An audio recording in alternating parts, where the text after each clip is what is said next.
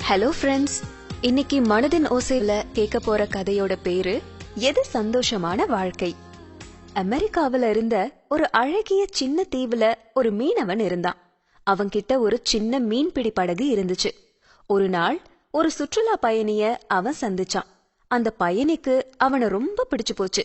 அவனோட தொழில பத்தியும் அவனோட வாழ்க்கைய பத்தியும் அவன்கிட்ட பேசிக்கிட்டே இருந்தான்.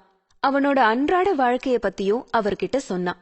அதிகாலையில மீன் பிடிக்க போற அவன் பிடிச்சிட்டு வந்த மீனை வித்து நாள் முழுசும் தன்னோட குழந்தைகளோட விளையாடுறது, நண்பர்களோட அரட்டை அடிக்கிறது, நல்லா தூங்குறது, சாயந்தரத்துல தன்னோட மனைவியோட கடை வீதிக்கு போறதுன்னு எப்படிலாம் தன்னோட நாளை கழிப்பா அப்படிங்கறத சொல்லிட்டு இருந்தான். உடனே அந்த சுற்றுலா பயணி, நீ ஏன் இன்னும் அதிக நேரம் மீன் பிடிக்க கூடாது அப்படின்னு கேட்டாரு. மீனவன், கொஞ்ச நேரம் மீன் பிடிக்கிறதாலேயே என்னோட அன்றாட வாழ்க்கைக்கு தேவையான மீன் கிடைச்சிடுது. அப்புறமும் ஏன் நான் அதிக நேரம் மீன் பிடிக்க செலவிடணும் அப்படின்னு கேட்டான். அதுக்கு அந்த சுற்றுலா பயணி, நான் வணிக மேலாண்மை படிச்சவன். உன்னோட வாழ்க்கைய எப்படி மேம்படுத்துறதுன்னு நான் உனக்கு சொல்றேன். நீ தினமும் 4 மணி நேரம் அதிகமா மீன் பிடிக்கிறதுல செலவழி. அத விற்று வர பணத்துல 6 மாசத்துல இன்னொரு படகு வாங்கிடலாம் அப்படின்னு சொன்னாரு. அப்படி வாங்கினா அப்படின்னு மீனவன் கேட்டான்.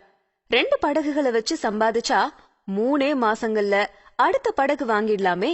இப்படியே ஒரு பெரிய மீன்பிடி நிறுவனமே உருவாக்கிடலாம் அப்படின்னு சொன்னாரு. இதெல்லாம் நடக்க எவ்வளவு நாள் ஆகும் அப்படின்னு மீனவன் கேட்டான். ஒரு 20 வருஷங்கள் ஆகலாமே அப்படின்னு சொன்னாரு பயணி. அதுக்கு அந்த மீனவன், அதுக்கப்புறம் என்ன செய்யறதுன்னு கேட்டான். உன்னோட நிறுவனத்தோட பங்குகளை நீ விற்கலாம், பல 1000 கோடிக்கு நீ அதிபதி ஆகலாம் அப்படின்னு சொன்னாரு. பல 1000 கோடிகளா அப்படின்னு வியந்தான் அந்த மீனவன். ஆமா, அப்புறம் நீ ஒரு தீவையே விலைக்கு வாங்கி ஓய்வெடுக்கலான்னு சொன்னாரு. அந்த தீவுல நீ உன் குழந்தைகளோட விளையாடலாம், நண்பர்களோட அரட்டை அடிக்கலாம், மீன் பிடிக்கலாம், படகு சவாரி செய்யலாம், கடல்ல நீந்தி மகிழலாம், உன்னோட மனைவிக்கு தேவையான எல்லாத்தையும் வாங்கி தரலாம்.